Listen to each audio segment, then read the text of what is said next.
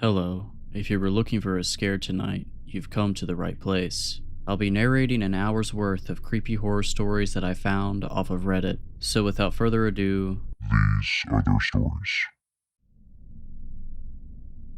My father was a pretty easygoing person. He was always the fun dad who'd get my brother and I what we want from McDonald's or take us to the arcade downtown over the weekend. We'd play catch in the backyard and go hiking in the Green Mountains that always stood as the backdrop of my childhood. He was a very outgoing person and active in our small town community. He coached my baseball team and sometimes stood in as an assistant scoutmaster for our local troop, Troop 191. I looked up to him a lot, more than maybe most if I'm being honest with myself. Definitely more than my brother Sean. And now I look back at how my father was, especially during my most formative years, and I wonder how exactly he did it. He was the owner of a local security company. They'd set up cameras, alarms, the whole 9 yards. They also provided guards and watchman services. As far as I'm aware, these jobs were few and far between. It was fairly rare that any person or place really needed protection in Harmon. Our police force had a total of 5 members, and they were all part-timers other than the chief. What I didn't realize as a child was my father's company was farther reaching than Harmon's vague borders with the wilderness that surrounded it. They were contracted across the state, across New England sometimes. Again, most of this was alarm and camera security system work. Glorified electricians essentially, but they were good at what they did. The watchman positions only became available every once in a blue moon, and that was only because my father rarely took those jobs. He didn't even have dedicated employees for the work. Simply hired freelancers looking for a quick buck, essentially watching cameras in an office for 8 hours a night. Things started to change after the recession, however. People didn't have the money to splurge on expensive security systems. My father knew we would struggle if he didn't make changes, and soon what was the outlying limb of his business became its core. People needed work, more and more properties were being neglected and abandoned, and my father saw that opportunity to capitalize on both. I remember he started coming home later than usual. Sometimes I didn't even see him until the next morning. Frankly, I was too young to really know what was going on. Sean might have been more aware, but I've never talked to him about it. As I grew up, I learned little bits and pieces of the night watchmen my father employed and the places they were hired to guard. He'd usually have some funny story to tell of the nightly reports he had come in. Sometimes there was nothing he'd tell me, however. When he got home, he'd simply drop his coat off in the mudroom and brush past my brother and I towards my mother with nothing but a shallow smile. I would watch my mother wrap her arms around him and they'd quietly walk into the next room, away from our prying ears and my prying eyes. As I grew older and all through high school, I was asked by many of my classmates if my dad could get them into one of the many properties which they surveyed. I'd always say no, of course. My father was very adamant about how dangerous those places were. He'd always say, "We aren't protecting the property from people, we are protecting people from the property." And anytime anybody I knew would try to make it past the watchman, they would end up in my father's office by the morning. Despite usually having known them since they were 5, Harmon was a small town after all. He never hesitated to let the police teach them a lesson. That included my best friend Devin, who lived 2 houses down from mine. Devin was probably one of the worst offenders if I'm being honest. I never dared join him on any of his expeditions, but once he got a car he was gone pretty much every single night. He was a smart kid, far more intelligent than the normal crowd that would break into any of the places my father's company surveyed. As a result, he got away with it. He wasn't there to trash the places though, just explore from what I was told. He'd show me pictures he took off his camera during lunch at school the next day, and to be honest, I didn't really understand the appeal. They just seemed like abandoned buildings, dirty, dusty, and probably dangerous. My father's words were still etched into my mind. Devin always defended his expeditions, however, despite the risks he took to achieve them. After high school, I honestly didn't know what to do with myself. I tried my hand at community college, but that didn't go far. Looked into the trades, but I'll be the first to admit I wasn't built for the blue-collar lifestyle. After 6 months or so in the spring of 2018, my father offered me a job. "Hey kiddo, can I come in?" he asked, knocking on my bedroom door. I swung around in my desk chair, pausing the game I was playing. "Yeah, of course," I replied with a bit of hesitation. I knew this conversation was coming. It had been months and I'd been stuck working at the local urgent care behind the front desk, a carryover from my short interest in pursuing medicine. It wasn't the most glorious work, and sometimes it certainly wasn't pretty, but I was comfortable there. He sat down on the bed across from me and folded his hands, letting out that sigh that always came before your parents said something you didn't want to hear. Adam, we need to talk about where you're going, he said plainly. What do you mean where I'm going? I mean where you're going, what you want to do with your life, college, career, anything at all. I hate seeing you just wasting your time here. He elaborated. Dad, I have a steady job. I'm just figuring out what I want to do, I said as sternly as I could muster. It was a weak attempt. You told me that back in the fall. It's May now, son. I gave you your time. Now I just can't watch you waste your time anymore, my father admitted. What are you trying to say? I asked with a bit of hesitance. I want to give you an opportunity, since clearly you aren't pursuing one yourself. He finally spit out, a job, working for me.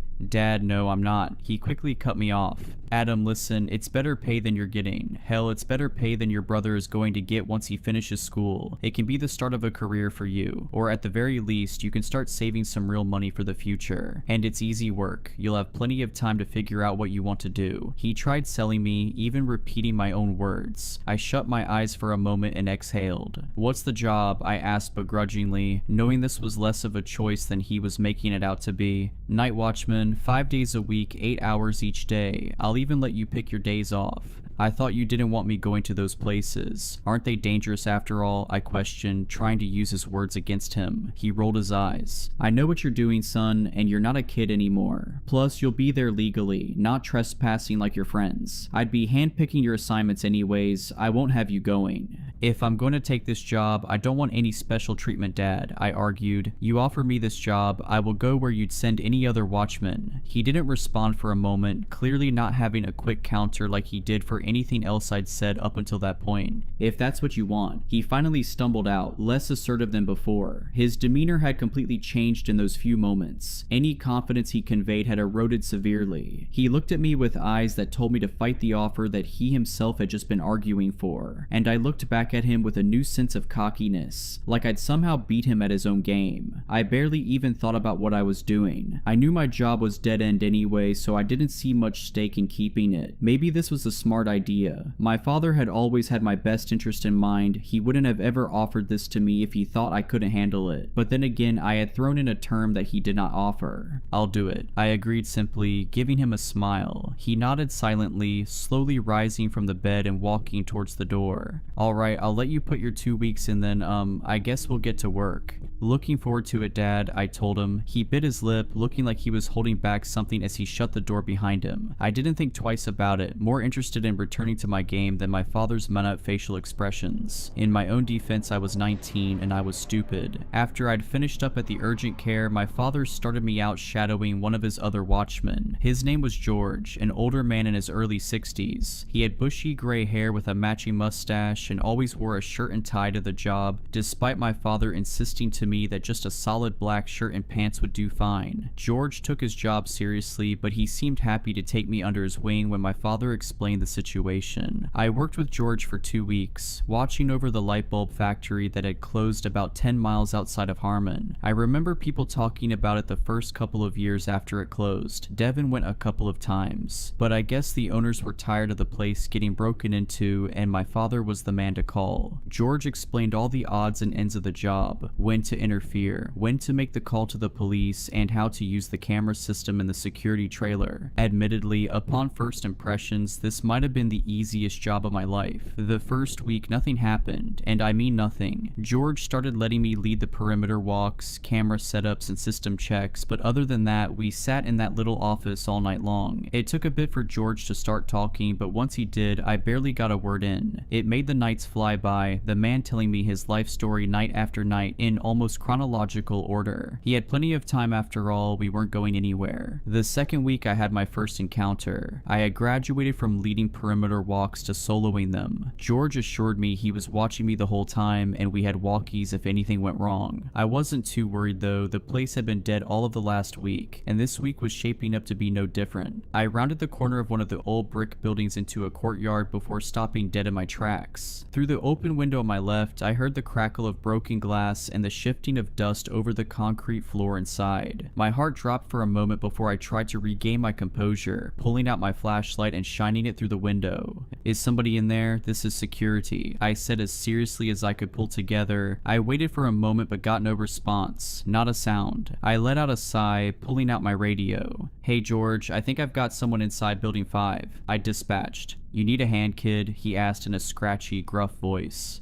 I'm gonna check it out myself. I'll let you know, alright? I decided, starting to walk towards the ajar door to the left of the window. Also, they've got to secure these doors. I've been saying that for months. Alright, just watch yourself in there, Adam. Remember, these places can be dangerous, he advised. I can be there in 2 minutes if you need. Got it, will do. I answered quickly, clipping the radio back to my pocket and pulling open the old metal door. I stepped up to the factory floor and found the space completely void of movement, void of sound, void of life. It was dark, dank, and water pooled where the ceiling leaked. Old equipment was still bolted to the floor and made the vast space feel like a maze with only my flashlight to guide me. I called out again. "This is security. If you're in here, I'm gonna find you. This is private property and you're trespassing," I said, repeating another one of George's lines he taught me. My words echoed off the distant walls of the space, making me feel even more isolated and small. Despite it being a pleasant 65 outside, inside it couldn't have been higher than 40. I shivered as I stepped further into the moonlit space, surveying every nook and cranny I could find. A shiver went up my spine as I crossed into the next room. It might as well have been a clone of the last, but it felt noticeably different, colder and heavier, even more decayed. I heard the sound of the debris swishing under my feet as I walked. Dust, chipped paint, and glass crunched as I inspected the room, the same as the one before it. As I came to a stop and looked up at one of the massive pieces of machinery, I realized something was seriously wrong. While I was standing still, the sound of my footsteps kept going without me. And this wasn't an echo. That would have only lasted for a couple of seconds at most. This was clear, it was close, but slowly it sounded as if it were moving away. I stayed completely still, my heart pounding as I listened to the sound step around the machines, onto the catwalk with its distant metal clank, and back down to the factory floor on the other side of the room. Then it came to a standstill and the room returned to silence. I finally turned my head, my flashlight shaking in my hand as I crept around the corner, and there, standing at the far doorway into a long dark hallway, was the silhouette of a man. He stood completely still, almost like a cardboard cutout. I shined my light towards him, but the beam seemed to almost dissipate before it made it across the room. Despite what George had told me time and time again about confrontations, I had to admit I was terrified. As I slowly walked closer, I had to keep reminding myself that it's just a person. "Sir, you can't be here. This is private property," I stumbled out, completely failing to deliver an intimidating tone. I got no response from the man. His silhouette stayed exactly in its pose, standing almost inhumanely straight up. Even as I approached him, my flashlight's warm glow still wouldn't reach him. I tried whacking the battery compartment to get a little more juice out of the light, but all it did was kill the light completely. I tried to stay calm as the silhouette watched me from the doorway. I frantically tried sliding out the batteries and reinserting them, my eyes dashing between my hands and the silhouette. Screwing the cover back on, I flicked on the light to find the figure was gone. "Hey, stop screwing with me. We're gonna call the cops and you're going to be charged with trespassing," I warned in a futile state of panic. I turned around in circles, shining the light on any and every surface of the room. He hadn't gone far, he couldn't have. I didn't even hear his footsteps and it had only been a moment. I finally rested my eyes back in front of me and there, just as I'd left him, was the silhouette of the man. The flashlight did nothing to give the figure any details. He remained as dark and featureless as our surroundings. "What the?" I whispered through quivering lips, dropping the light to my side. Finally, for the first time since I'd laid my eyes on him, the silhouette of the man moved. His arm stretched stiffly towards the open door, like the muscles hadn't been used in years. His hand closed slowly into a fist and he began to knock against the metal. At first they were nonsensical, slow, and the sound of the metal interrupted the immense silence that filled the space between us. I stood completely stunned, frozen, and unable to move. I thought to turn and run, but I feared what would happen if I lost eye contact with the figure. I could feel my heart pounding as the knocks started to become more consistent, but still slow and intentional. The man let the sound play out before he'd go again, and the knocks became more aggressive and loud, almost unnaturally so. The sound seemed to bounce off the walls, surrounding me in a way that I couldn't explain. Then it came to a stop as quickly as it began. The arm lifted one last time and gently tapped the door in a familiar rhythm, the shave and a haircut. I watched it lower back to to his side, just as jagged and stiff as it had raised. The figure's body then turned to face the open doorway to his right and slowly, almost robotically, walked through the door and out of my view. I quickly started to breathe freely again, my breaths long and labored. "Get your stuff together, Adam. Get this guy and call George," I whispered to myself as I hesitantly stepped forward. My slow walk quickly grew to a run as my fear mounted. The worst case scenarios and unknowns were building in my mind before I whipped around the corner the man had just stepped through. The room was small, with lines of shelves on either side and a small window towards the ceiling at the far end. Its safety glass was shattered, but the wire mesh kept it in place. The room was empty. Nothing disturbed, no footprints, no other way out than through the doorway I'd watched since he'd walked through it. Any sense of calm I had disintegrated almost immediately. My eyes danced from wall to wall, hoping somehow I'd missed the full-grown human that should have been standing right in front of me. My mouth fell agape as I stepped back slowly, almost dropping my flashlight with how much my hands were shaking. I grabbed the walkie from my pocket, admitting defeat as I was completely and unabashedly freaking out. "George, hey, it's Adam. I don't know what's going on, but this guy keeps disappearing and he was banging on the walls trying to freak me out. Can you give me a hand finding him?" I asked, my voice a stuttering mess as I tried to downplay exactly what I'd been experiencing. The line stayed static, my mentor's familiar gruff voice absent where it should have been. "Hey, you there?" I asked again after a few moments of static, and again I heard nothing. George, pick up the walkie," I ordered, feeling the panic swelling inside me, but George never answered. I looked in either direction, trying to find the nearest exit. In the darkness, I couldn't make out anything, and I tried to retrace my steps towards the door I'd entered through. My walk was slow, cautious, as I moved around the dusty assembly lines and heavy machinery. As I passed a row of dirty, fogged windows, a rush of wind whistled through the building, sending the trees outside swaying and loose debris inside flying. Tree branches smacked against the windows as I passed, making me jump back in fright. I was more on edge than I'd ever been before, and if I'd heard a pin drop, I imagine my ears would have caught it. I continued past the windows, barely making it a few feet before realizing that something wasn't right. While the wind had subsided, the branches kept hitting the windows. I swung my light around faster than I'd ever moved before, but it revealed nothing. The branches were completely still, yet the tapping continued. It was slow, purposeful, and I quickly understood its source wasn't something outside. I finally took off in a dash towards the next room, the soft taps of the window behind me turning into aggressive, loud bangs. The sounds bashed off of different materials, metal, brick, wood, anything that was available. I didn't dare look behind me as I tripped around the corner into the next room, but it followed me faster than I could run away. I could hear objects right beside me being pounded, smashed and tossed, shaking the floor beneath my feet. I saw the moonlight shining through the open doorway in front of me as I kept running as fast as I possibly could, the vigorous, angry violence behind me gaining closer and closer to my ears. I heard loud bangs against the brick wall beside me, so strong that the plaster began to crack and chip. I swung around the handrail and felt something knock my leg out from under me, twisting my ankle as I tumbled down the stairs and out onto the crumbling concrete. I didn't move for a moment, almost hoping that I could somehow play dead, but that thought didn't last long. I quickly pushed myself to my feet, feeling the throbbing pain in my ankle as I hobbled away from the doorway. I barely made it 5 feet before collapsing to the ground again, starting to cry as I rolled onto my back. I picked my head up and looked back at the factory building. Silence surrounded me as if nothing had happened. The leaves of the trees rustled quietly above, and that was all. In front of me, standing in the doorway I'd just come through, was the man, his black silhouette almost blending into the darkness behind him. I stared at him, frozen and helpless like a deer in headlights. He simply stood for what felt like hours before moving his arm to the metal door, just as he had back inside. He balled his hand and gave the door 2 solid, slow knocks. Then he turned and the black silhouette slipped back into the shadows. I walked in agonizing pain back to the security trailer, my entire leg throbbing in pain as I tried to move as quickly as I could. I kept trying to radio for George, but even outside, the walkie couldn't reach him. When the trailer came into view, something immediately seemed wrong. The lights inside were off. The flood lamp that was pointed down onto our security car had gone out as well. The place seemed lifeless and empty, just like the rest of the factory. Crap, I muttered under my breath as I hobbled up the stairs and through the door. The room was cold, dark, and almost devoid of sound. George's usual early morning radio show had been replaced with white static, and in the office chair, hand grasping his chest, was George. He was heaving heavily, his eyes terrified as they rolled over to meet my own. I nearly nearly fell again as I hurried to his side.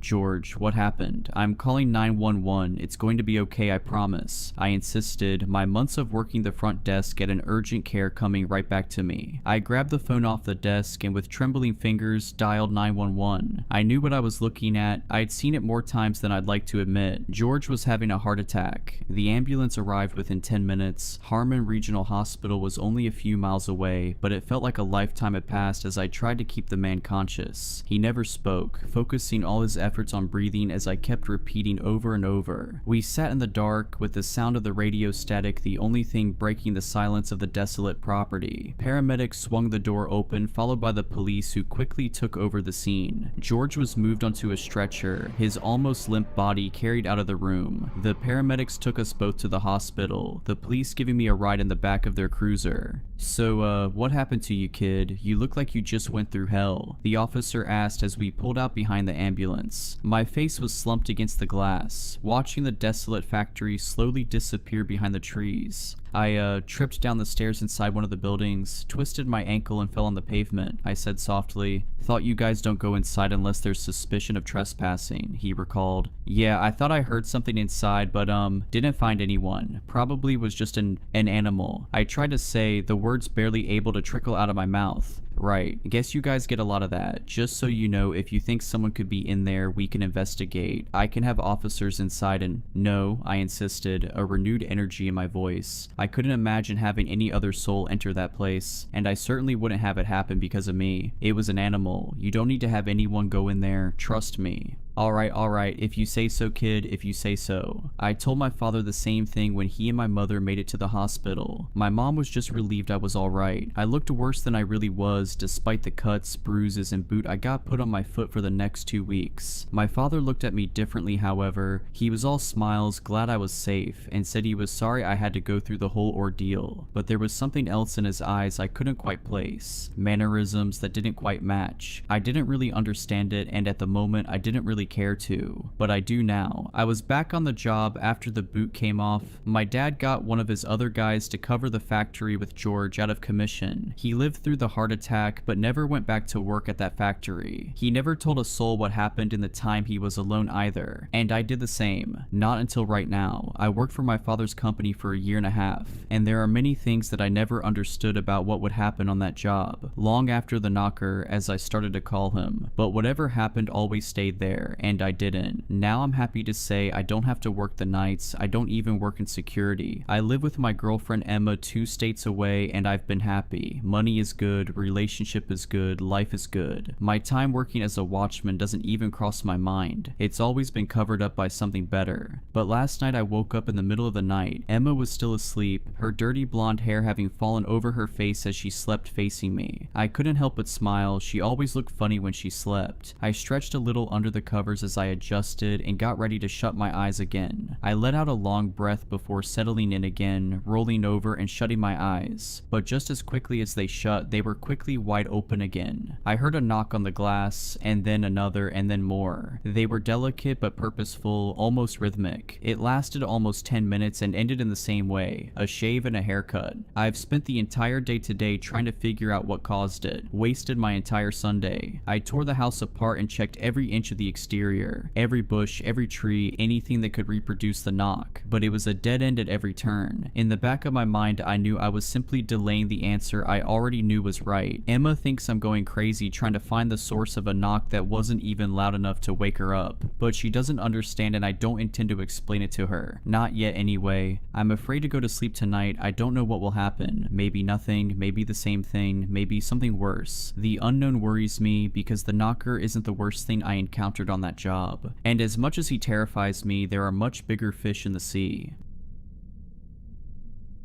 It all started last week on a quiet evening when I was scrolling through my phone. My storage was full, so I began the tedious task of deleting old photos. But then something caught my eye. A photo album titled Sleep Well, one I didn't remember creating, appeared on the screen. The creation date was from the night before, just hours earlier. A cold shiver ran down my spine as I opened it. Inside was a picture of me taken while I slept, vulnerable, unaware. The angle of the shot was disturbingly specific, as if the photographer had been hiding just out of view. Their presence felt only in the eerie stillness of the moment. The most disturbing detail: the picture was taken from inside my closet. I live alone. My heart dropped. I could feel the color draining from my face as a heavy pressure squeezed my chest. I was being watched. My eyes instantly darted toward the closet. As I trembled in fear, I wondered, was someone inside it? I don't know. I was too scared to look. In a panic, I immediately grabbed my car keys from beside the bed, rushed to the front door, and drove straight to the police. I arrived at the police station, feeling a strange sense of relief just for making it there. I told them everything that happened and showed the picture. The officers listened, then agreed to send someone to search my house. They searched every inch: closets, drawers, windows, nothing. No signs of break-ins, no clues that anyone had been there. The police told me to change my locks, install security cameras, and keep in touch in case something else happened, but it didn't feel like enough. I was terrified. The idea of someone watching me, of someone being inside my closet, haunted me. That night, I opened the closet fully, convinced that if I could see inside, I could rid myself of the fear. But something felt off. I could still feel the presence, like someone was right there, just beyond my sight. The weight of paranoia suffocated me. Unable to sleep, I went to the kitchen to make something to eat. I called my friend Melissa and told her what happened. With my voice shaking, I made myself some popcorn and went back upstairs to my room. Still talking to her, trying to sound calm, I noticed something wrong. I stopped mid-sentence. My breath hitched. The closet door that I had left wide open was now closed, but not fully. There was a slight gap, a narrow sliver, just enough for me to know that someone or something was inside. I couldn't see who or what, but I could feel it. The pressure of being watched. My eyes locked on the gap, heart hammering in my chest. Then I saw it. A single wide eye staring back at me from the darkness. My voice trembled as I spoke. "Hello, are you still there?" Melissa asked, confused by my sudden silence. I couldn't answer. My body was frozen. Someone was inside the closet. I was sure of it. I slowly pulled my bedroom door shut, my hands shaking as I gripped the doorknob. I locked it. Then, with my heart racing, I ran outside and called the police as I stood in my yard, too terrified to go back in. When the officer arrived, I rushed to explain. I locked them in my room, I swear. They're in the closet. They were watching me. The officers moved quickly, their hands steady, trained. They entered my room, opened the closet door, and nothing, no one. The closet was empty. There was nowhere for anyone to hide. The room was on the second floor with windows secured by metal bars. No exit, no secret passage. The officer returned to me, his face tight with frustration, his politeness wearing thin. "Ma'am, I know you're scared, but you can't call us every time you forget you closed your closet door. Be sure to only call us when you're certain it's an emergency. I suggest you sleep somewhere else until you've recovered from this panic."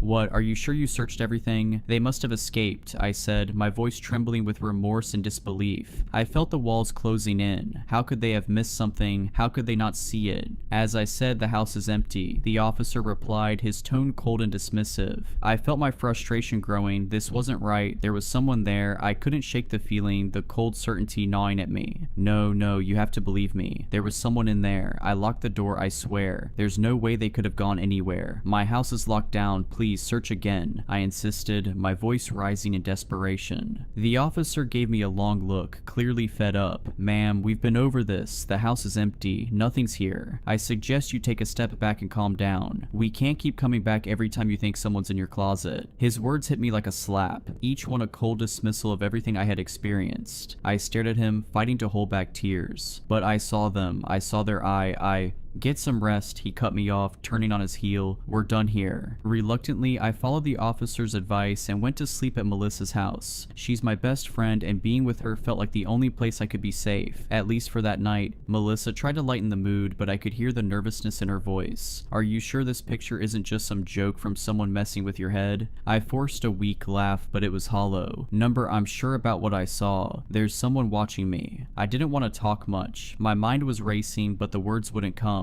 I hadn't been able to explain it properly to the police, and now I couldn't explain it to her. The fear was too real. Melissa's husband was out of town, so I ended up sleeping next to her. I was too scared to sleep alone. That night, I finally felt a little safer, a little less alone. The next morning, things felt better. Being with my closest friend gave me a sense of comfort. I ate breakfast, tried to distract myself, but there was one thing I couldn't shake. The picture. I had to know. I had to see it again. Melissa asked, "Can you show me the picture picture again. I didn't want to look at it, but I opened my gallery anyway. I could feel my heart thudding in my chest. I stared at the album for a moment before clicking on it. My stomach dropped. There was another picture in the album, a new one. I zoomed in. I couldn't believe it. It was a picture of me, but this time I wasn't alone. Melissa was lying beside me, just like the night before, but the perspective was wrong. It was too close. Whoever took the picture was right next to us, and in their hand they were holding something, a rag doll. The doll looked just like me, the same dark hair, the same clothes, the exact same features. Even the expression on its face mirrored mine. The doll was lying in the same position I was, as if it had been placed there beside me, sleeping. In the background I saw the shadow of who took the picture. My heart stopped. My hand shook as I dropped the phone. The safety I had felt with Melissa was gone. All that comfort I had wrapped myself in vanished, replaced with a cold, suffocating fear. I wasn't safe. I wasn't safe anywhere. Melissa tried to calm me down, but it wasn't working. My panic was too overwhelming, and she could see that I was shaking, unable to catch my breath.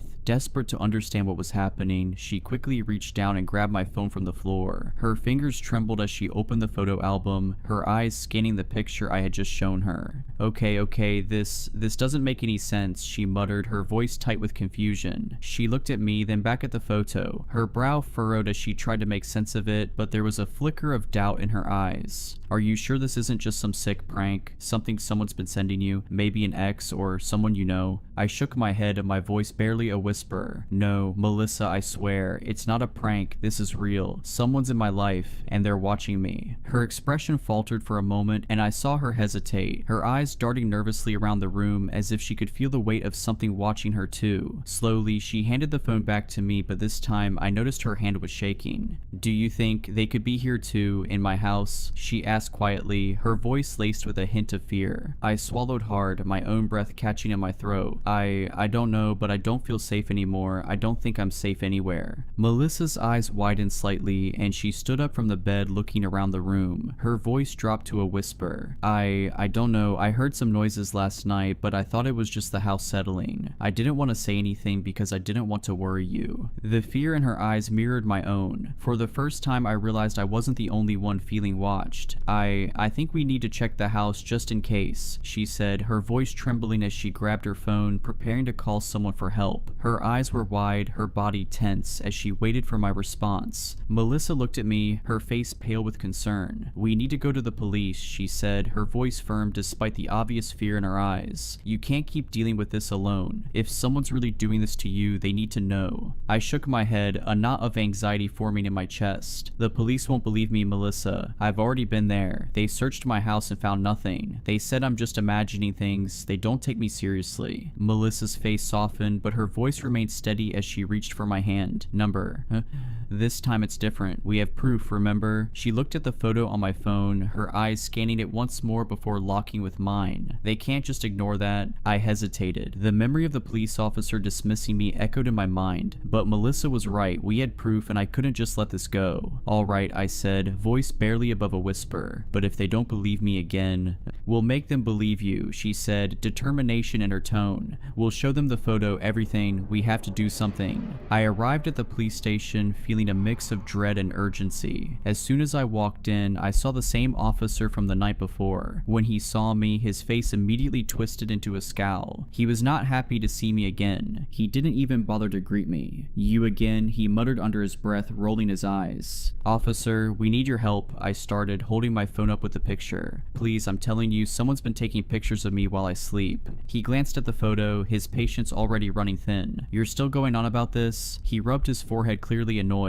I already told you, there's no sign of a break-in, no evidence of anyone being inside your house. What do you want me to do? Investigate every closet in the city? I could feel the knot of fear tightening in my chest as I desperately tried to explain. But you don't understand, this picture, it's not just a prank. Someone's still watching me. Melissa, who had been silent until now, spoke up. We don't have any more evidence, but we've checked everything. The house is empty, but she's still seeing things. This picture... The officer cut her off with a harsh wave of his hand. Enough with the photo. photo, he snapped, clearly not believing either of us. I've already done my part. If you two are gonna waste my time, I suggest you find another way to deal with this. He took a deep breath, then sighed in frustration, clearly not wanting to deal with this anymore. Alright, he said, I'll go to your place and search your house again, but don't expect me to find anything. The officer came with us, walking into Melissa's house like it was just another job. He searched every room with annoyance, even though we had already checked everything ourselves. We stood in the living room, the tension growing as we waited for him to come out. When he finally emerged from the last room, his face was contorted with anger. There's nothing here, he said sharply. No sign of a break-in. No one's been here, so stop wasting my time. I couldn't hold it in anymore. But the closet, someone was in there. They're still watching me. Please, you have to understand, I'm not making this up. He shot me an angry look, his voice turning cold. I've been through your house and I haven't found a damn thing. You really think I've got time for some prank, some sick joke? You two think this is funny? Melissa and I exchanged a look, both of us trying to process the officer's words. My heart sank as I realized the officer was done taking us seriously. This is ridiculous, he said, his voice laced with frustration. I'm not going to keep playing along with this. No more emergency calls. You two should find a way to get some rest instead of dragging me into your delusions. He turned and walked toward the door, leaving us standing in the middle of the room, shocked and speechless. The door slammed behind him with a finality that made my whole body tense up. Melissa just stood there, her face pale, her eyes wide with disbelief. Silence. Complete silence filled the room as Melissa and I stood there in disbelief. I need to go home. It's watching me, not you. Me being here is just putting you in danger, I said with my eyes welling up with tears.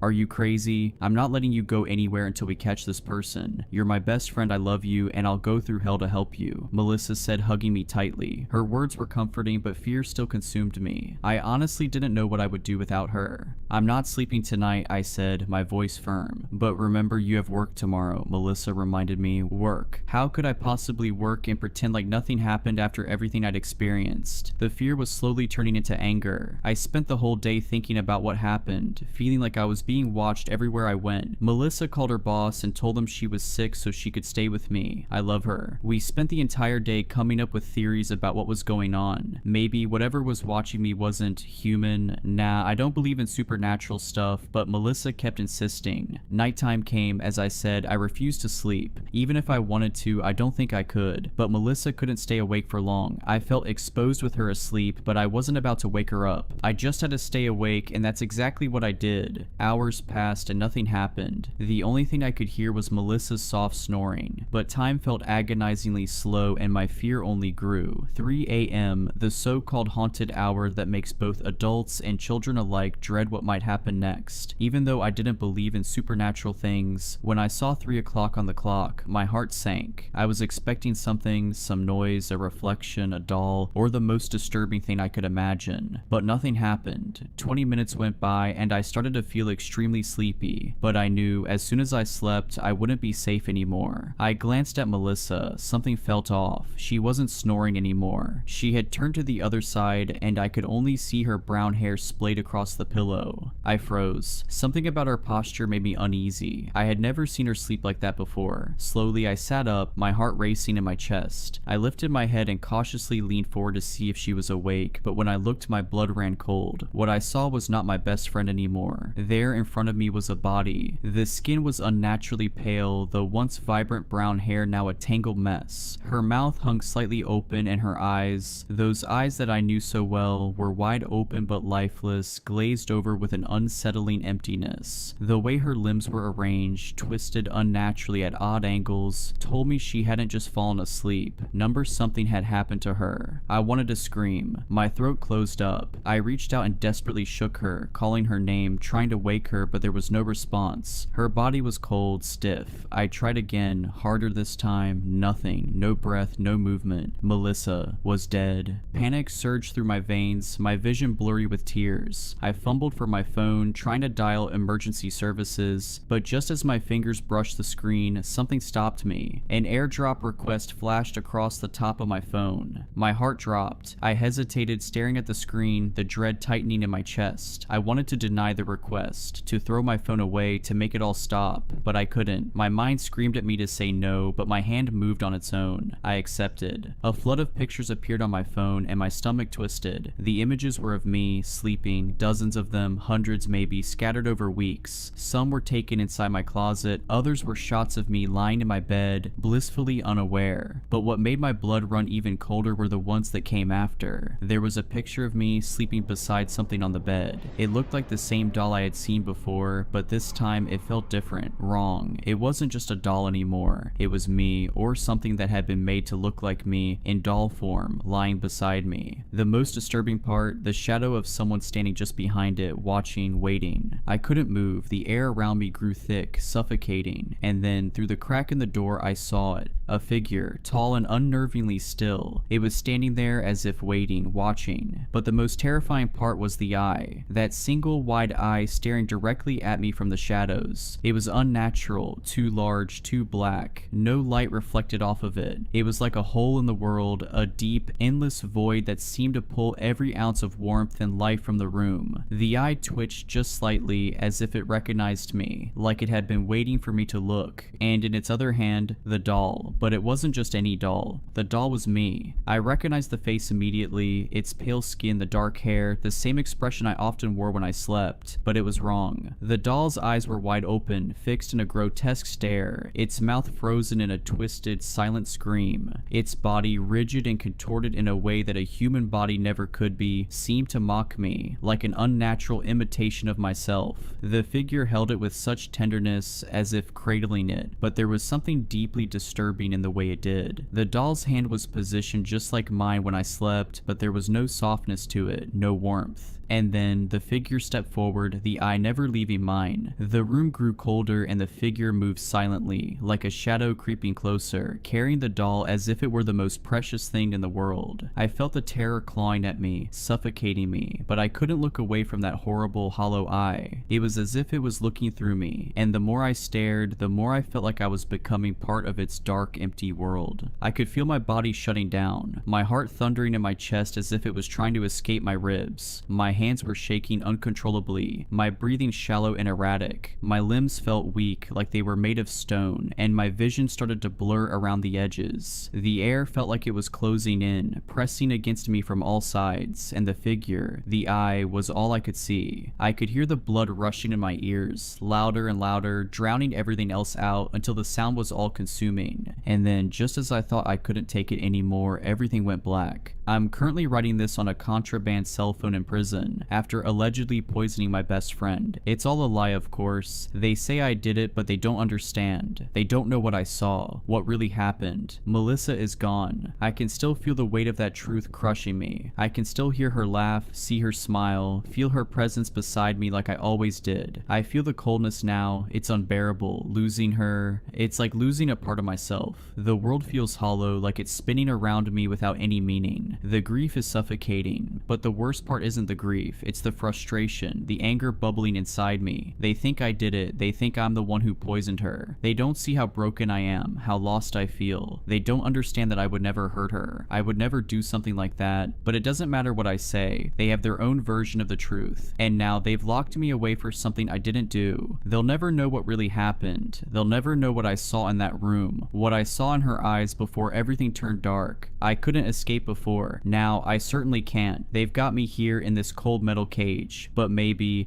I can. There's still one thing I can do. I'm the only one who could put an end to this, to everything. The figure is still watching me, I can feel it. That same eye, always lurking, always waiting. It's still out there haunting me. I thought maybe, just maybe, being locked up would give me a break from the constant fear, but no, it follows me. It's always watching. I don't know how long I can keep going, how long I can pretend that I'm okay. I can't take it anymore. The nightmares, the paranoia, the guilt, they all blur together. I miss Melissa. I miss her so much. I love you, Melissa. I always will. I can't wait to join you.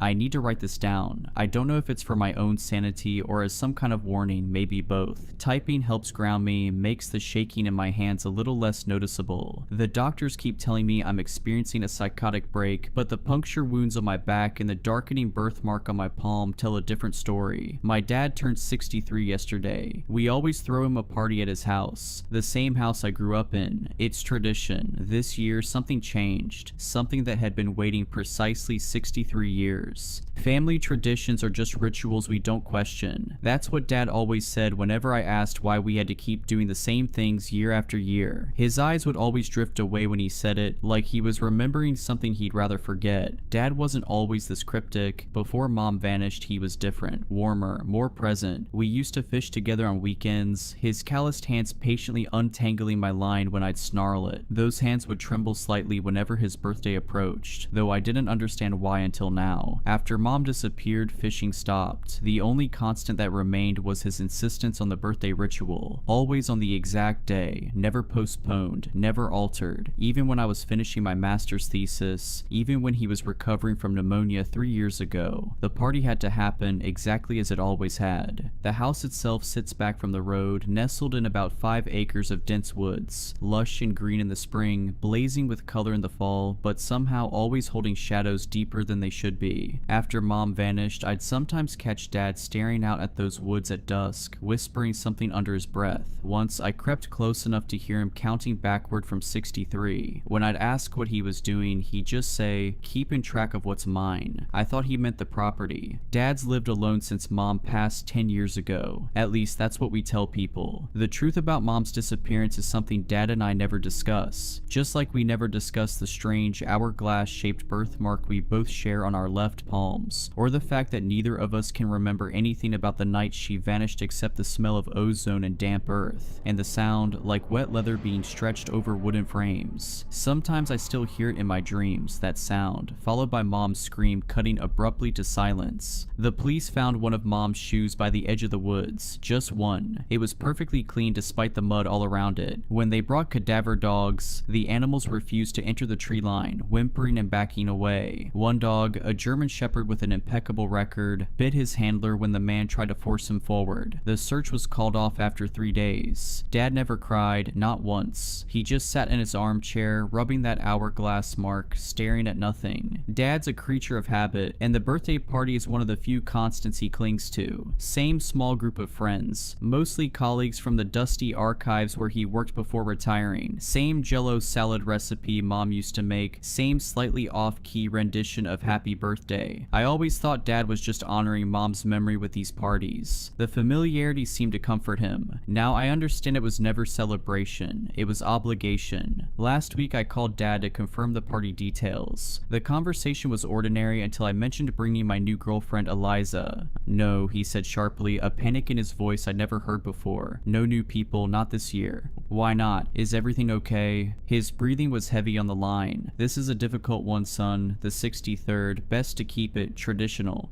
What's special about 63? I asked. The silence stretched so long I thought we'd been disconnected. Then, so quietly I almost missed it, he said, "That's how many they need." When I pressed him, he changed the subject, voice resuming its normal cadence as if the moment of strangeness had never happened. "I didn't invite Eliza. I got there around 6 p.m. on the day of the party. The gravel crunched under my tires like usual, but something felt different. The trees seemed to bend inward, watching, listening. Strings of faded party lights were draped across the porch railings, buzzing with an unnatural persistence, like insects speaking in code. When I killed the engine, the silence that rushed in felt hungry. Before going inside, I noticed something odd. The wind chimes Mom had hung years ago were perfectly still, despite the breeze I could feel on my skin. I touched one. It was ice cold and made no sound, as if it were frozen in time or existing in some different medium than the air around it. Inside, the usual suspects were already mingling. Mr. Henderson, Dad's old boss, looking even more like a bewildered owl than usual. Mrs. Gable from next door, clutching her ubiquitous Tupperware container. A few others whose names always escape me, but whose faces are etched into the memory of dozens of these parties. As I shook hands with each guest, I realized something that sent ice through my veins. Each year they look exactly the same, not not just similar, but identical. I realized with a chill that Mrs. Gable's dress was the exact same one she'd worn to every birthday since I was 15. The small coffee stain on the left sleeve hadn't changed, hadn't faded, it was precisely the same stain. The amber necklace she wore caught the light in the same way, reflecting the same pattern on her collarbone. For a decade, she hadn't aged a day. Dad seemed fine at first, maybe a little tired, but he greeted me with his usual warm hug, smelling faintly of pipe tobacco and old paper. He was wearing the slightly too loud Hawaiian shirt I got him last year. Everything felt normal. The low murmur of conversation, the clinking of ice in glasses, the smell of roast beef warming in the oven. But beneath it all was something wrong, a discord like music played at the wrong speed. When Dad hugged me, his arms held on a beat too long, his fingers pressing into the spot where my spine meets my neck, as if counting the vertebrae. I pulled away, and for a second, just a flash, his eyes seemed completely black before returning to their familiar hazel. The first crack in the facade was small. I was getting a drink in the kitchen when Mr. Henderson came up beside me. He didn't say hello, just leaned slightly towards the refrigerator, his eyes fixed on the magnets holding up my childhood drawings. I noticed with unease that one drawing, a crayon scribble I'd made at age 6, depicted tall, thin figures standing in a circle around a smaller figure. I didn't remember drawing it. The crayon marks seemed to shimmer slightly, as if freshly applied. "The cycle nears completion," he whispered, his voice dry like rustling leaves. "Your father has served well, but the vessel weakens." I forced a laugh, my throat suddenly tight. "What cycle's that, Mr. Henderson? Getting Dad another year older?" He didn't smile. He just slowly turned his head, his owlish eyes seeming too large behind his thick glasses, pupils contracting to pinpricks despite the dim light. The lineage must continue. The hunger must be fed. A memory surfaced. I was 7, hiding in the hallway past my bedtime, watching Dad and Mr. Henderson bent over old maps spread across the dining table. "The confluence occurs every 63 years, Henderson had said. "That's when the door thins. That's when payment is easiest." Dad had nodded gravely, his finger tracing something on the map I couldn't see. In the memory, Henderson had turned suddenly, looking directly at my hiding place, though I was certain I'd been silent. "The boy already shows the mark," he'd said, "stronger than yours was at his age." Dad had glanced up, his face drawn with a sorrow I couldn't comprehend then. "He won't bear it," Dad had answered firmly. "I'll find another way." Now Henderson straightened up, grabbed a napkin, and walked back into the living room as if nothing had happened, but not before I caught the faintest flicker of something insectile moving beneath the skin of his neck. I reached for my phone to call someone, who I wasn't sure, when I noticed the childhood drawings on the fridge were different. Where had been stick figures and houses, now showed dark, spindly shapes with too many limbs. One showed a crude black candle with a purple flame. Another showed an hourglass with what looked like a tiny figure trapped in each bulb, their mouths open in silent screams. I glanced at my palm, where the hourglass mark seemed darker than usual. I've had it since birth. Dad told me once it meant I was a keeper of time. Mom didn't have one. I remember asking her why when I was small, and she'd looked at Dad with such sadness before answering, "Because I'm not part of the line, sweetheart, I'm just a visitor." Then she'd hugged me so tightly it hurt, whispering into my hair, "But I'd rewrite time itself to keep you safe." Mrs. Gable, setting down her jello salad, lime green as always, caught my eye and gave me this wide, unblinking stare. Her smile didn't reach her eyes. It felt stretched, painted on. She held my gaze for an uncomfortably long moment before turning away with a jerky movement that reminded me of stop-motion animation. The jello didn't wobble as she set it down. It remained perfectly still, as if frozen solid, or as if the laws of physics simply didn't apply to it. As more guests arrived, the same faces Dad had known for decades, the atmosphere grew heavier, charged with something I couldn't name. They greeted Dad with a strange formality, their handshakes lingering, their fingers tracing the hourglass mark on his palm. Their eyes scanned him up and down with an unnerving intensity, like butchers assessing a prime cut. They barely spoke to each other, arranging themselves around the living room in a loose semicircle facing the armchair where Dad usually sat to open presents. They just stood there, waiting. "Dad," I whispered, catching him alone by the hallway. "Something's wrong. These people..." "Not people," he corrected quietly, his eyes darting around the room. For a moment he looked terrified. "Never were. I'm sorry, son. I tried to keep you away from all this. Your mother and I both did. She thought if she..." He stopped abruptly as Mrs. Gable approached. "It's time for cake, Arthur," she trilled, her voice hitting notes that made my teeth ache. Dad nodded, defeated. "Yes, time for cake."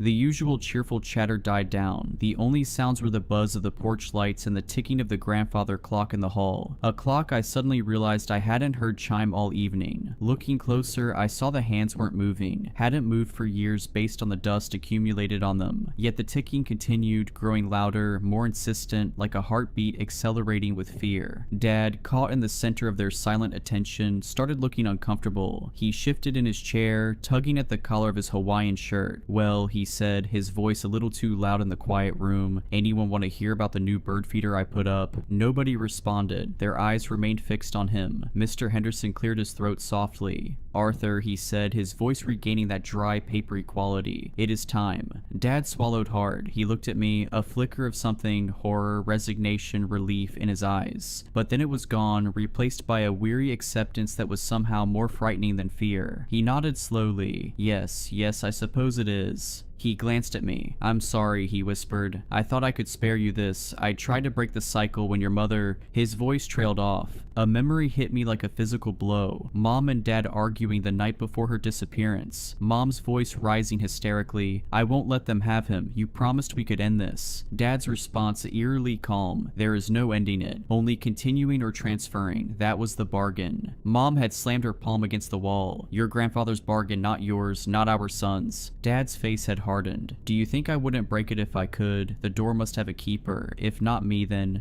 let it be me," Mom had said, her voice suddenly quiet, resolved. "I've found another way." This wasn't part of the birthday tradition, or maybe it was the only true tradition, hidden beneath the veneer of normal celebration all these years. Mrs. Gable stepped forward, carrying not her jello salad, but a small, ornate wooden box I'd never seen before. No, that wasn't true. I had seen it once in the attic when I was 7. Dad had caught me looking at it and forbidden me from ever going into the attic again. The box was carved with symbols that hurt my eyes to look at directly, patterns that seemed to shift and change when viewed peripherally. She placed it on the coffee table in front of Dad. The other guests leaned in slightly, a collective intake of breath that sounded like wind through dry reeds. "What's going on, Dad?" I asked, my voice trembling slightly. "What is this?" He wouldn't look at me. Just part of getting older, son. Some things you have to accept." He rubbed his hourglass birthmark absently. "Some bargains can't be broken." I felt a sudden stabbing pain in my own palm, looked down to see my birthmark darkening, the edges growing more defined, throbbing in time with my racing heart. Black veins began spiderwebbing outward from it, disappearing beneath my sleeve. The pain was sharp, electric, climbing up my arm like invasive vines. Mr. Henderson gestured towards the box. "Open it, Arthur. Fulfill the pact. Begin the transition. 63 years is complete. The door awaits its keeper." Pact, transition. My heart started hammering against my ribs. This felt wrong. Deeply, fundamentally wrong. These weren't Dad's friends. They looked like them, sounded mostly like them, but they were hollow, copies. Or maybe they had always been something else, wearing human appearances like ill-fitting suits. Dad's hands trembled as he reached for the box. The lid wasn't hinged. It lifted straight off. Inside, nestled on dark velvet, wasn't a gift. It was a single, large black candle. Its wax strangely iridescent,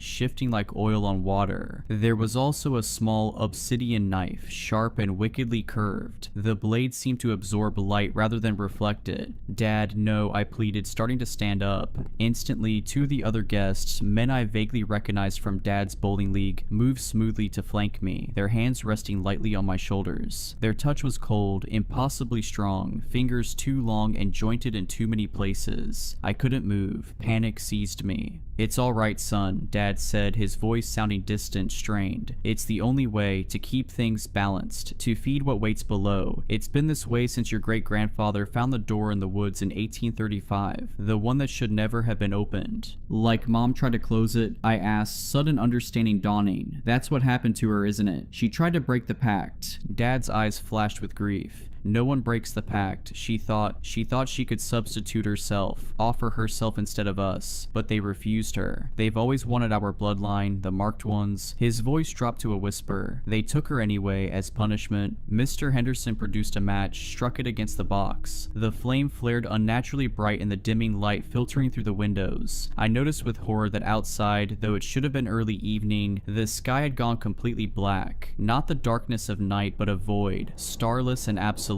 The match's flame cast no shadows despite its brightness. He lit the black candle. It didn't smell like wax, it smelled like ozone, like damp earth, like something metallic and old. The flame wasn't yellow or orange, it burned with a deep violet light that cast long dancing shadows that moved against the direction of the flame's flicker. The shadows formed shapes on the wall, elongated figures with too many limbs, contorting in what might have been dance or agony. And I remembered something else. Being 5 years old, waking from a nightmare where tall creatures with too many joints danced around my bed. Dad had come in, seen my terror, and shown me his palm. "We see them because of this," he'd said, pointing to his hourglass mark. "We're the only ones who can. That's our burden, our gift." "The offering," Mrs. Gable prompted, her stretched smile wider now, splitting her face unnaturally. As she spoke, I glimpsed something behind her teeth, a darkness, a void similar to the one that had replaced the sky. Dad picked up the obsidian knife. His knuckles were white. He looked down at his own hand, resting on the arm of the chair, at the hourglass birthmark that now pulsed an angry red. He took a deep breath, closed his eyes, and made a swift, shallow cut across his palm, directly through the mark. I tried to cry out, but the hand on my shoulder tightened, squeezing the air from my lungs. My own birthmark burned in sympathy, the pain spreading up my arm as if my veins were filling with acid. Dad didn't flinch, didn't make a sound. He held his bleeding hand over the candle's violet flame. As the first drop of blood hit the flame, it didn't sizzle. It flared, sending purple sparks into the air that hung suspended, forming momentary constellations of unknown meaning. And the guests, they changed. It wasn't instantaneous, more like a slow motion distortion. Their faces seemed to lengthen, their eyes sinking into shadow, their mouths stretching into impossible, hungry grins filled with too many teeth. The familiar forms flickered, revealing something gaunt, elongated, and wrong underneath. The air grew cold, carrying the scent of decay and something else. Something like stagnant pond water and electricity and time itself gone stale. They weren't human. They had never been human. They began to hum, a low guttural sound that vibrated in my bones. It wasn't music. It was resonance, ancient and terrifying. It was the sound I'd heard in nightmares all my life. The sound I think Mom must have heard the night she disappeared. The sound of something vast and patient, stirring beneath reality. As the humming intensified, I noticed something horrifying. The walls of the living room were becoming transparent, revealing not the expected wooden framework, but a vast, impossible space beyond. A landscape of twisted, impossible geometry, where massive, shadowy forms moved with deliberate purpose around what looked like an enormous door, its surface carved with the same symbols as the wooden box. Through the transparent floor, I could see it wasn't dirt or foundation beneath us, but a chasm that stretched downward forever, pulsing with violet light. And Dad was changing too. The weariness fell away from him. His eyes, fixed on the violet flame, began to glow with the same unnatural light. His skin seemed to tighten over his bones, taking on a grayish, translucent quality. The lines on his face deepened, looking less like wrinkles and more like carved glyphs, forming patterns similar to those on the box. His joints began to shift, bones lengthening and realigning with sickening wet cracks. He wasn't my dad anymore, he was becoming one of them, the vessel being prepared. The blood dripped steadily into the flame, each drop met with a flare and an intensification of the humming. The figures around him swayed, their shadowy forms seeming to draw sustenance from the ritual, from my father's offering, from his transformation. I finally understood. This wasn't a birthday party, it was maintenance, a feeding, a renewal of whatever pact Dad had made or inherited or been forced into generations ago. These weren't his friends celebrating his life, they were something else, ensuring their connection, their hold, ensuring the cycle continued. The blood, that's why it had to be exactly 63 years, one drop for each year, sustaining whatever lay beyond that door until the keeper could be properly prepared. And as my birthmark burned hotter, I realized with sickening clarity that I was next. The lineage continues. The hunger must be fed. Something inside me rebelled. This wouldn't be my fate. I wouldn't become whatever Dad was becoming. Wouldn't feed whatever ancient thing lurked beneath our family legacy. I thought of Mom, who had tried to save us, who had given herself to protect me from this moment. Terror gave me a surge of adrenaline. I twisted violently, shoving backward against the unyielding grips. One hand slipped just enough. I scrambled, falling over over a footstool, kicking out blindly. I connected with something hard, a knee, and heard a sharp crack, followed by a hiss that didn't sound remotely human. The humming stopped. Every elongated head snapped towards me, their glowing eyes filled with cold, ancient malice. The illusion was gone completely now. They were monsters wearing the borrowed skins of my father's acquaintances, skin that now hung loose in places, revealing glimpses of something chitinous and segmented underneath. And the thing in the armchair, the thing that was no longer my father, slowly turned its head. Its eyes burned violet. A low growl rumbled in its chest, but I saw something flicker behind those inhuman eyes. A last remnant of my father, fighting to the surface one final time. "Run," it rasped, the voice gravelly, layered, barely recognizable. "They don't want you yet, but they will. The door in the woods, find it, close it. Your mother found a way, in her journal, under the floorboards in your old room." Its voice contorted into an inhuman shriek as the others turned toward it, their attention momentarily diverted from me. Mom's journal. She'd been trying to break the cycle all along. I didn't need telling twice. I crab-walked backwards, scrambled to my feet, and bolted for the kitchen door. The cold hand snatched at me, ripping my sleeve. Something sharp, a claw, raked across my back. I screamed but didn't stop moving. I slammed through the back door, into the suffocating darkness of the woods, not daring to look back. I ran until my lungs burned and tears streamed down my face. Strange whispers followed me through the trees, and more than once I glimpsed thin, impossibly tall figures moving parallel to my path, always just beyond the range of clear sight. The darkness wasn't natural, no stars, no moon, just absolute blackness broken only by brief flashes of violet light that illuminated nothing. Then I saw it, a clearing I'd never noticed before, though I'd played in these woods all my childhood. In the center stood a massive ancient oak tree, its trunk split down the middle, creating a gap that looked almost like a doorway. Inside that gap was only darkness, but it wasn't empty. It moved, pulsed, breathed. The air around it rippled like heat waves, and the smell of ozone was overwhelming. The door in the woods. What great-grandfather had found, what mom had tried to close. As I approached, I could feel its pull, a gravity that tugged not at my body, but at something deeper, something connected to the mark on my palm. The darkness inside the split trunk seemed to recognize me, to hunger for me specifically. It knew my bloodline, it knew the hourglass mark. It had been waiting. But before I could approach it further, a deafening chorus of those humming voices rose from behind me. I glanced back to see a procession of the elongated figures emerging from the tree line, led by the thing that had been my father. They were coming for me to complete what they'd started, to ensure the lineage continued. I didn't stop until I hit the main road, collapsing onto the asphalt, gasping for air. Above me, the sky was normal again. Dusky evening, stars just beginning to emerge. A car swerved to avoid me, horn blaring. Normal sounds. Normal world. As if a membrane separated this reality from the nightmare I'd just escaped. I called the police from my cell. I told them, I don't even know what I told them. A home invasion, a psychotic break. They sent a cruiser to the house. They found it empty. No signs of a struggle, no blood, no black candle, just leftover roast beef, a half-eaten jello salad, and faded party lights buzzing on the porch. The officer gave me a concerned look as he described the scene, clearly thinking I was having some kind of breakdown. There was one weird thing though, he admitted reluctantly. All the clocks in the house had stopped, every single one showing 6:13 p.m. The exact time Dad had cut his palm. Dad is missing. His friends are unreachable, their numbers disconnected, their home standing empty as if no one had lived there for years. The police think Dad wandered off, maybe had a health episode. They look at me with pity, thinking I'm hysterical from grief and stress. But I know what I saw, I know what they are, and I know that Dad didn't just wander off. He was renewed, prepared for another cycle, transformed into something that serves whatever waits behind that door in the woods. I haven't been back to the house, I can't, but I need to. Mom's journal is there, under the floorboards. The answer to breaking the cycle might be in those pages. The answer to saving Dad, if anything of him remains, and maybe even Mom. Sometimes late at night, I think I see movement in the woods behind my own apartment, tall thin shadows flickering between the trees, watching, waiting, patient. I've started keeping track of how many I see each night. Always 63, never more, never less. The hourglass birthmark on my palm has begun to darken, the edges growing more defined each day. Black veins spread from it now, reaching past my wrist. Sometimes I wake up with the taste of ozone in my mouth and dirt under my fingernails, though I haven't left my apartment. Last night, I found a small wooden box outside my door. I didn't open it. I have started researching my family history, looking for clues about this door in the woods Dad mentioned. The librarian gave me an odd look when I requested the county's oldest maps and land surveys. Funny, she said, your father used to research the same things. As she handed me the maps, I noticed something on her palm as her sleeve pulled back, the faintest outline of an hourglass. When she saw me looking, she quickly pulled her sleeve down, but not before I saw the black veins spreading up her arm. Her smile didn't reach her eyes. When's your birthday? She asked, her voice too light, too casual. I didn't answer. I just took the maps and left. But as I reached the library door, I heard her whisper, time is running out for all of us. Back in my apartment, I spread the maps across my kitchen table. The oldest one, dated 1835, showed something that made my blood run cold. The woods behind our house were marked with a symbol, a crude hourglass inside a circle, and scrawled in faded ink at the edge of the map, the confluence, the door, the bargain is made.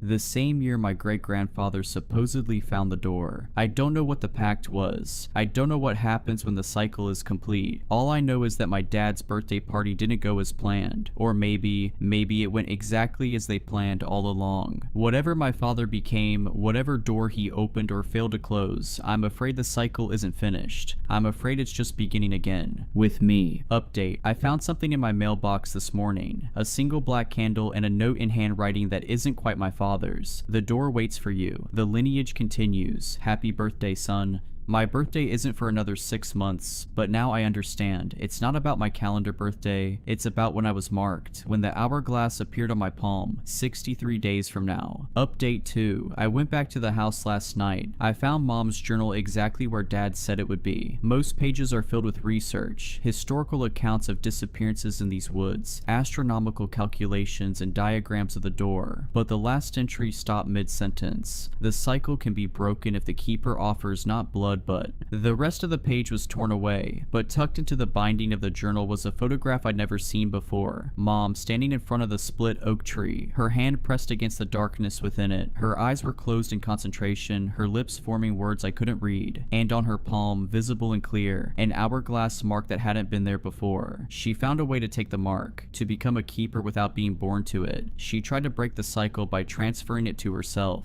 And now I hear something scratching at my apartment door. The hourglass on my palm is burning. They found me, but they've made one mistake. They left the candle, and I think I know what Mom was trying to write. The cycle can be broken if the keeper offers not blood but fire. Somehow I found a spot in the tunnel with enough service to, hopefully, get this post out. I'm holding on to the singular bar for dear life. My situation is growing dire. I'm running out of gas, which also means I won't be able to charge my phone. The only food I have is a bag of Sour Patch Kids, a box of Cheez-Its, 2 Red Bulls, and about a half gallon of water. Let me explain what's going on. I'm a traveler, always have been. I'm used to cross-country road trips. I'm located in the United States, driving for hours through the night without stopping, except to use the restroom or grab a quick meal. I'm currently making the trek from Los Angeles to Chicago. I've done this trip before, but I took Route 66 that time for the hell of it. This time, I opted to take the interstates, a shorter ride and a way I haven't taken before. This way cuts through the middle of the country, passing through Colorado and Nebraska and Iowa. The drive was going normal, lots of nothingness. I'm used to going hours without seeing any other cars or people when I'm driving out here. By the time I'm writing this, I've been driving for close to 3 days. Last night I slept in a Walmart parking lot somewhere in Colorado, I think Frisco. I drove for over 14 hours straight yesterday, only stopping a couple of times at gas stations to grab snacks, take a piss, and refuel. I grabbed dinner at a Taco Bell at like midnight before I crashed. I'm recounting every detail because I'm hoping that maybe this whole thing could be explained away by a lack of sleep and nutrition. I know I should be eating and sleeping more, but I just don't think about it when I'm on the road. I don't think about anything. That's why I love these trips so much. Anyways, I woke up this morning at the crack of dawn, like 6 a.m. in Colorado, which is 5 a.m. my time, and continued on my way. I wanted to make good time, not for any reason. It's not like I had plans. I just wanted to see how quickly I could drive so far. I grabbed breakfast at a local cafe, a bagel and a coffee, filled up on gas, grabbed some Red Bulls, some beef jerky, and a gallon of water. Then I headed out. I don't think I stopped driving until like 6 hours in, when I realized I was gonna piss myself from all the energy drinks I chugged. I tend to space out until it's nearly too late. I stopped at the first gas station I saw, 2 measly gas pumps and a rundown old wooden shack for a convenience store. I was somewhere coming up on Kearney, Nebraska, and I had endured another time change, so it was now around 2 p.m. I walked inside and the bell on the door jingled. The man at the cash register jumped, startled by the first sign of life other than his own cigarette-soaked breaths. I asked him if they had a restroom and he grinned. "There's a bucket out back, princess," he said, stifling a chuckle. I stared at him blankly, waiting for a punchline. He sighed and handed me a tarnished key attached to a piece of wood, which had been roughly etched with pisser. He pointed to a door at the far end of the shack. I did my business, though the toilet looked like it hadn't been cleaned since before I was born, and returned the key to the man at the register, who I now noticed had a name tag that read Gus. I turned to leave, but before I could, Gus cleared his throat and asked me, "Where you headed?" I told him Chicago, and he said, "What for?" I told him I didn't really know, just to go, I guess. His eyes lingered on me a moment, almost an uncomfortable amount of time. Then he quickly glanced about the shack before he said, "Well, if you can spare a couple hours, I know of a nice scenic route through the peaks a bit further north." He went on to tell me that this route was only really known to locals, winding through Nebraskan peaks with plenty of lookouts over whatever the hell is in Nebraska, historically home to booze-filled high school parties, romantic illegal camping rendezvous, and of course its fair share of local folklore legends, like the classic teen lovers murdered during a makeout sesh and the killer was never caught type stuff. It's not like his story really piqued my interest, it's the same stuff you hear about every random scenic route and lookout in every random small town, but that's exactly why I chose to embark upon Gus's route. I'm always so curious to explore the places that locals know and adore in all of the random small towns I wind up in along my travels. It makes me realize how connected we really are. No matter where we are in the world, we live out these parallel lives, experiencing emotions and struggles that so many other people also experience